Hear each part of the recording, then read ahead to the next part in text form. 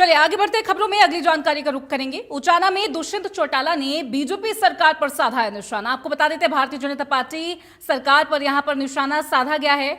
दुष्यंत चौटाला ने बीजेपी सरकार पर साधा निशाना, कहा कि आने वाले 12 सप्ताह देश के लिए बेहद अहम है। उन्होंने दावा किया कि देश की अर्थव्यवस्था कमजोर हो रही है, महंगाई बढ़ रही है, यूरिया और डीएपी की कमी किसानों के लिए चिंता का विषय है। साथ ही कहा कि पेट्रोल, डीजल, सीएनजी और डॉलर की बढ़ती कीमतें गंभीर आर्थिक संकेत है। प्रधानमंत्री मोदी की फ्यूल बचत अपील पर भी उन्होंने किया सवाल। साथ ही उन्होंने आरोप लगाया कि विदेश नीति और आर्थिक प्रबंधन में खामियों के कारण देश को चुनौतियों का सामना करना पड़ रहा है।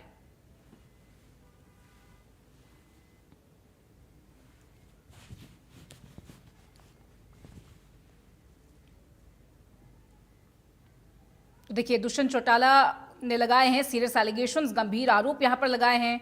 हिंदुस्तान की अर्थव्यवस्था, हरियाणा की अर्थव्यवस्था जो कमजोर हो रही है, इसको लेकर बात कही गई। आज महंगाई केवल मात्र पेट्रोल डीजल की नहीं है, देश के जो आर्थिक हालात हैं बड़े गंभीर स्थिति में है और गंभीर स्थिति के अंदर सरकार को इसके ऊपर गहन चिंतन करना पड़ेगा। आगे पैडी का सीजन पूरे देश में आ रहा है और पैडी के लिए आज यूरिया की किल्लत देश में शुरू हो चुकी है। आज डीएपी की डिमांड जहाँ बुआई से पहले होती है, डीएपी उपलब्ध नहीं है।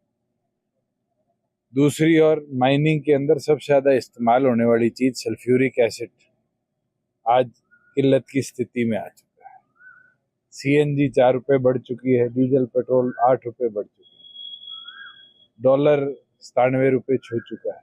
ये सारी चीजें दिख रही है देश को, मगर ऐसी व्यवस्था के अंदर अगर परिस्थिति का अनुरूप ना बनना और सारी चीज गिरना है, ये दिखाती है। सिर्फ विश्व गुरु का तमका लेके लोग घूम रहे थे। जब विश्व के सामने दिक्कत आई तो सबसे पहले हमारी इकोनॉमी कमजोर पड़ी। इनकी तो खर्ची पर्ची की पोल तो नीट पेपर ने खोल दी।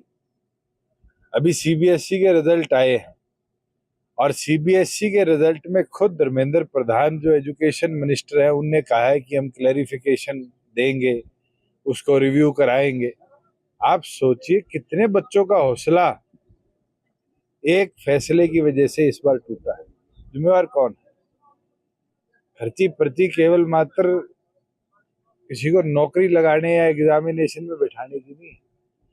आप कितने बड़े ग्रुप को एक विफलता के मोड़ पर छोड़ जाते हो, शायद उसके ऊपर सरकार का ध्यान बिल्कुल। अगले 12 हफ्ते बड़े क्रिटिकल है। मेरे को तो वो देखने की जरूरत है कि अगले 3 महीने में देश की इकोनॉमी किस हालात में आएगी। क्या डॉलर 100 पार करेगा? क्या पेट्रोल 125 रुपए जाएगा? डीजल 125 रुपए जाएगा? क्या हमारे किसान को यूरिया डीएपी समय पे मिल जाएगी?